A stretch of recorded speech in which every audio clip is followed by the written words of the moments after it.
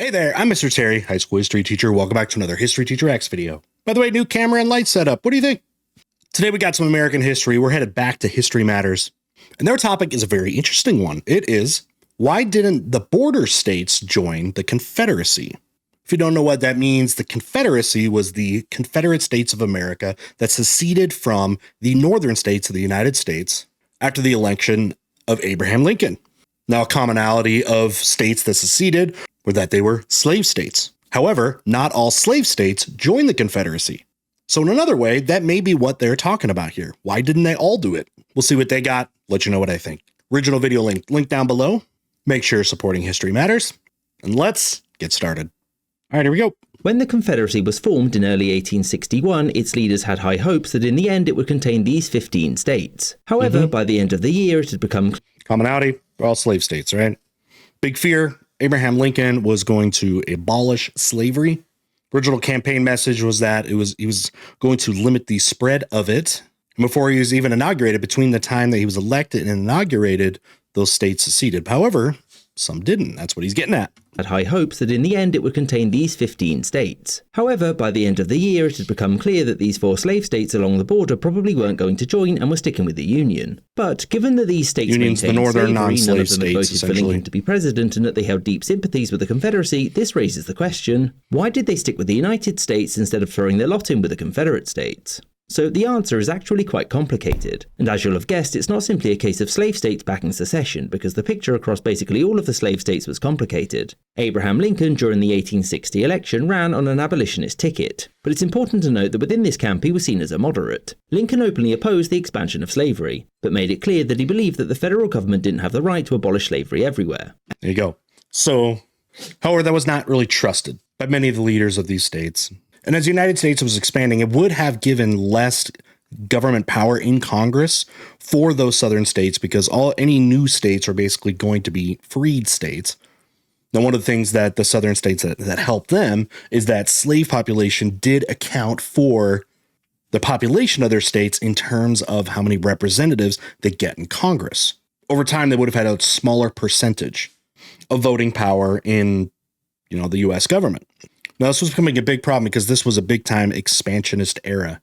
You had the end of the Mexican-American War, which added more territory, now going to be kind of like the western third of what's today the United States. There have been settlers in a place like Texas that had come from the South that wanted to bring their slaves with them. That also became problematic. It was back when that was Mexico, too, because Mexico had abolished slavery by then.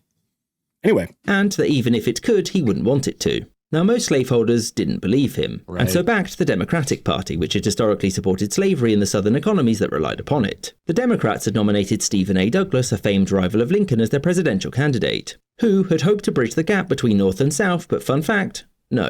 You see, the problem with this strategy was that a certain James Buchanan was still the president, and he wasn't a fan of Douglas or his pushing of popular sovereignty. The idea that a state's population should be the one to decide on whether to allow slavery in said state or not.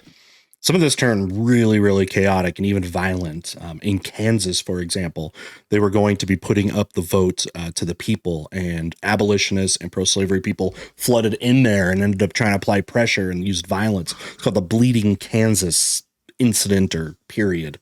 So the idea on paper was it would be fair, it'd be like the will of the people, and end up being quite problematic. And it'd probably be like that in, with future states. As such, Buchanan and other slave-owning Southern Democrats boycotted the nomination vote. They then decided to select their own nominee and went with John C. Breckinridge, who campaigned on guaranteeing the rights of slave owners on a federal level, and hinted that slave states maybe wanted to secede if he lost. Now, you'd think that splitting the pro-slavery vote in two would be a bad idea, but they weren't done yet. The fourth candidate, John Bell, was put forward by the Constitutional Union Party, whose policy platform was basically slavery good, secession bad. You know what's kind of interesting, and I remember I heard this conversation recently, and even just post-Thanksgiving talk and things like that. But you've probably had it for years. It's about how there's not a viable third party in the United States.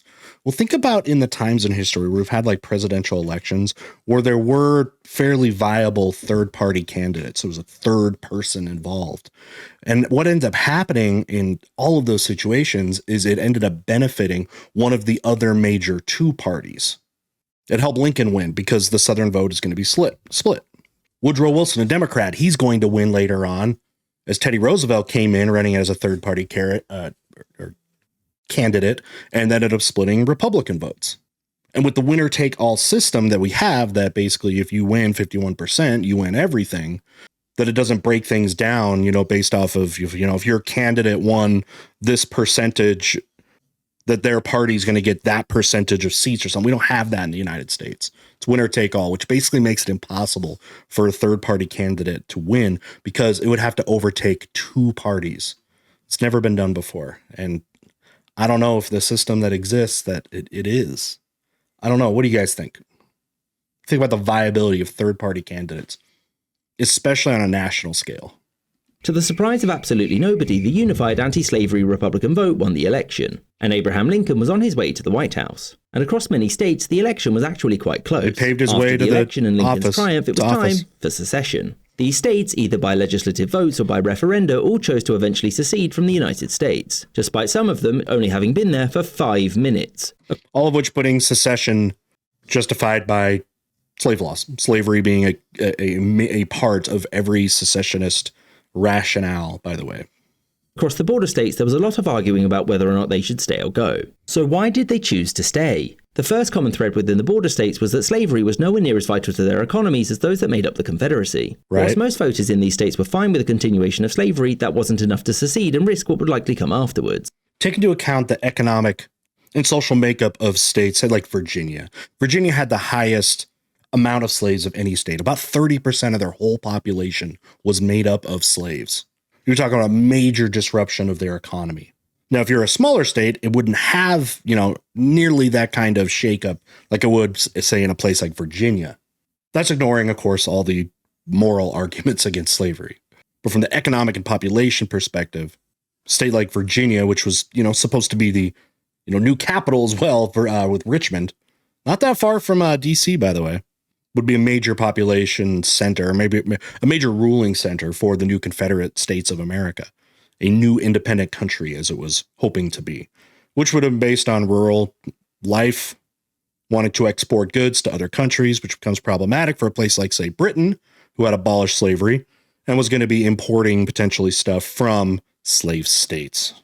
By the way, Lincoln's going to have a plan for that, to make that a key point of division for a country like Britain not to get involved, especially with the South, with the Emancipation Proclamation, which I'm sure is going to come up here not too long from now. So as you'll all know, there's a scientifically proven link between your intelligence and the height of your hat. And as such, we can safely say that Lincoln was no idiot. And he was knew tall. That he couldn't convince the diehard Democrats to trust that he wouldn't take away their slaves. However, he saw these states as potentially persuadable, and he needed them to be because if they were to leave, the Confederacy would have become a much greater threat. As such, he appointed many pro-Union Southerners to his cabinet to help convince these states that he was on their side. Now, Lincoln's goal, as he stated publicly, was to keep the Union together, to keep the country together. Just like how many say the Southern states weren't trying to just claim that this was about protecting slavery. I mean, you peel down layers on both sides and you find more probably accurate motivating factors, but those are your surface level impressions you're giving off.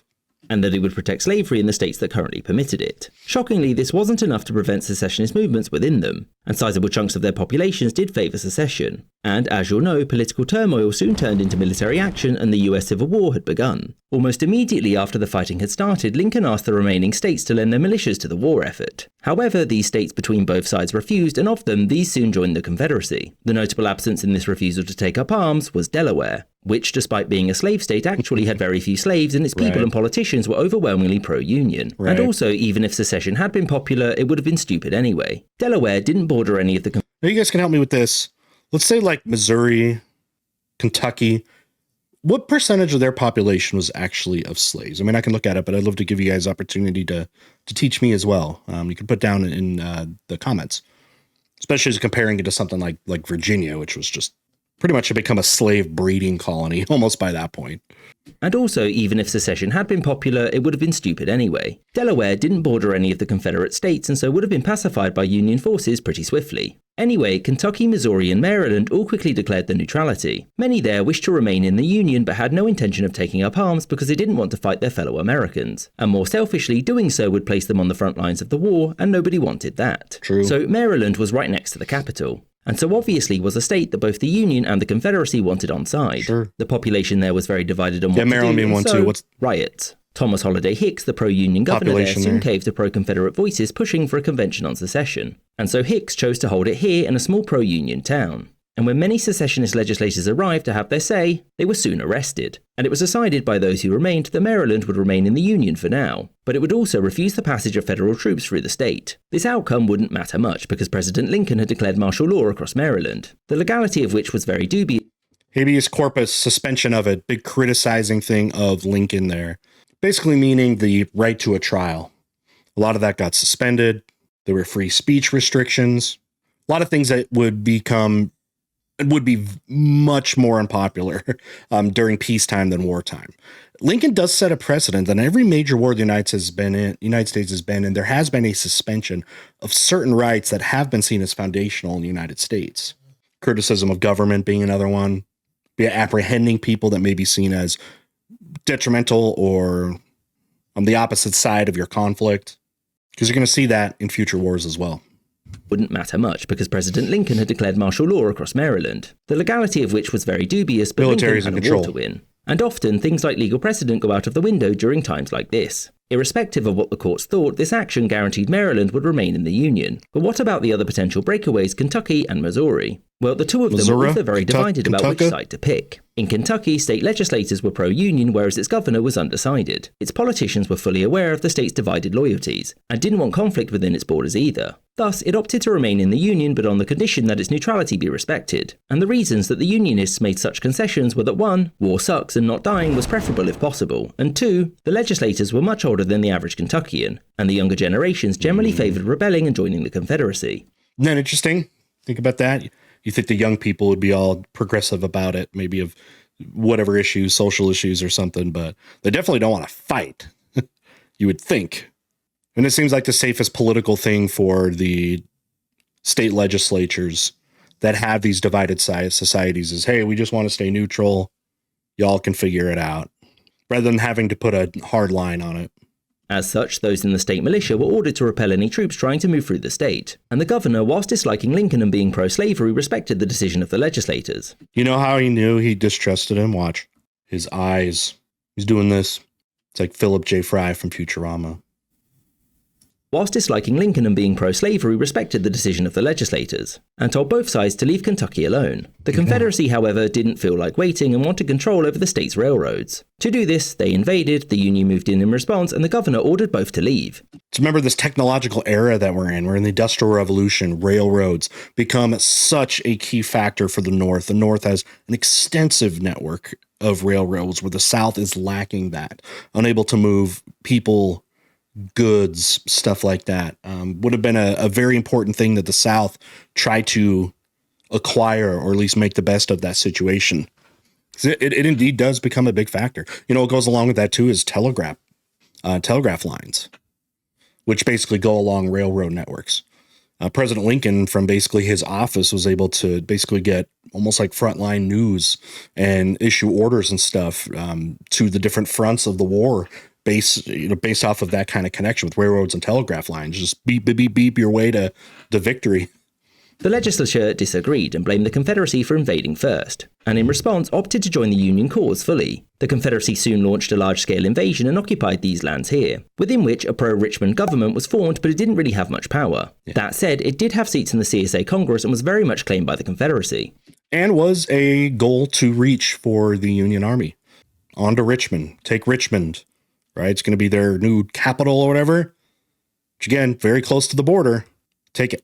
Even though there were more, pressing areas. And in Missouri, the story was similar. Claiborne Jackson, the governor there, was pro-Confederacy and wanted federal troops to leave the state. When they refused, Jackson called up the state militia and asked the Confederacy for help. After hearing about this, but before Jackson could make the first move, Union troops launched an offensive and forced the governor to flee the capital. As such, for most of the war, the Union was in control of most of the state. By the way, this is fantastic information. Some of these more specific things they're talking about in each state probably wouldn't hear in an American high school U.S. history class. Great job.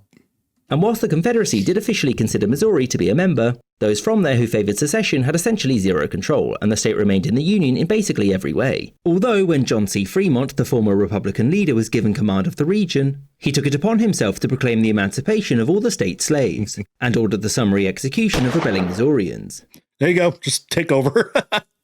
Which obviously upset the people there, and so Lincoln quickly removed him because he was making the Union look bad. Now, as the war continued, pro-secessionist But secretly, he's like, yes, good job.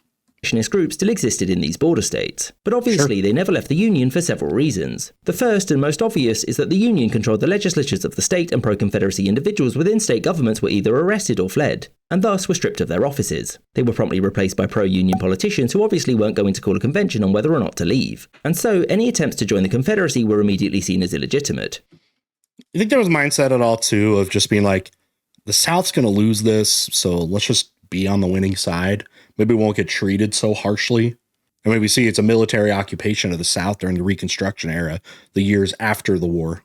And it's not like they could just wait for the next election. Beyond this, though, popular opinion moved against the Confederacy in all these states over time, and the idea of leaving lost its shine pretty quickly. The most evident reason was that it wasn't long until it became clear that the Confederacy was struggling. The Confederates launched numerous offensives into the border states across the Civil War, but all of these failed, meaning that pro-Union politicians still remained in charge. I mean, they could make a big dent, and they definitely did in so many of these battles. Some of the deadliest ones we have are those ones that are going to cross the border, a place like Gettysburg, going all the way up to Pennsylvania. And when the European powers refused to recognise the CSA as an independent nation, most people saw the writing on the wall. But more, even beyond the losing thing, some of the Confederate states' terms of membership were seen as a bit too restrictive. Whilst many states felt that their rights were being infringed by Washington, Richmond was also quick to centralise power during the war. I do have a question for you big Civil War buffs. What were some of those conditions for joining the Confederacy then that might make it less appealing for those border states that maybe wanted to protect the right to own slavery, or at least kind of kick the can down the road as far as its future? For example, states within the CSA were forbidden from ever abolishing slavery, irrespective of whether or not the populations changed their mind, which for the border states and their ever-declining enslaved population was seen as an inevitable future problem. I figured that, protection of slavery thing would be a big deal. Let me go back. They were forbidden from ever abolishing slavery, irrespective of whether or not their populations changed their mind, which for the border states and their ever-declining enslaved population was seen as an inevitable Doesn't sound very democratic, does it? To complicate things, there was no clarity on whether or not a state could legally secede from the Confederacy, or if it was simply stuck there forever. Also, Jefferson Davis's government introduced a national draft, which meant that the individual... Did you mean Jefferson Davis? There forever. Also, Jefferson Davis's government introduced a national draft, which meant that the individual states had no say on whether or not their men would fight. This was a big problem for, large group of especially poorer freed people in the South. The idea that they would be conscripted into this war, which they understood was to protect slavery, which essentially means the small percentage of people that own slaves, the wealthy landowners, you're fighting for those guys to be able to protect slavery, which of course affects their competition to be able to work. And the fact that so many property owners, slave owners, were actually able to get out of military service through paying out of it or finding all other kinds of loopholes. There was anti-conscription, people down south. They're like, oh, the slave owners and all this, you people want to protect slavery? You people that own slaves, okay, well, you go fight. Leave us alone.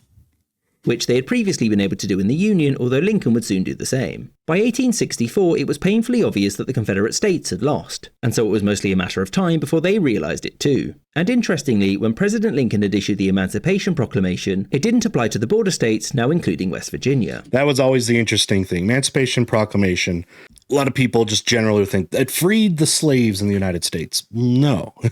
It's a document that freed the slaves in rebellious states, which actually had no power because it's like, you just say it. I mean, it's not like they were like the southern states like, oh, crap, we have to free our slaves now. I guess the war is over. You know what I mean? But it did not. And these slave states are showing there, right? You got Missouri, Kentucky, etc. Does not free their slaves. But what it did do in the political sense is basically declare that this was about slavery.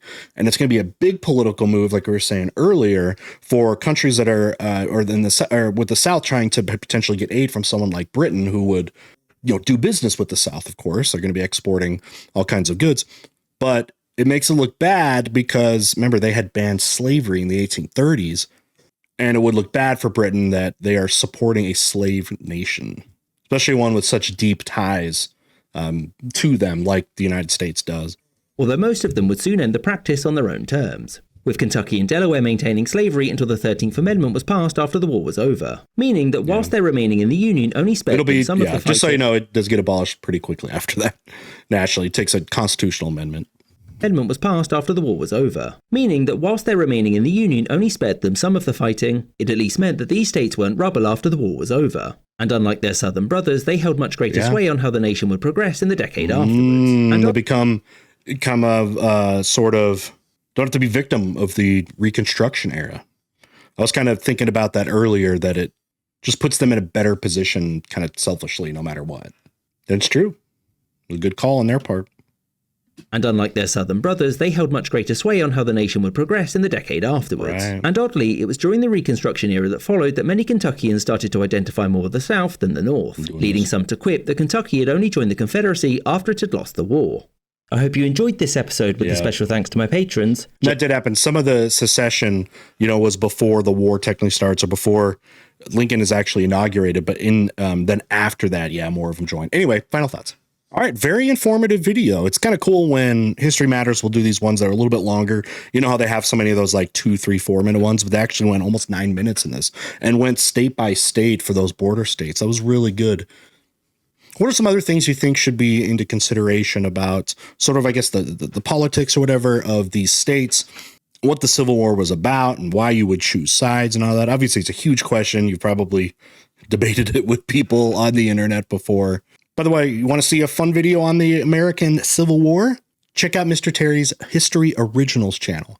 It's a new channel that I have in collaboration with some editors and some writers. We're all amateurs making this stuff for the love. I'm going to link that down below. We'll see you next time.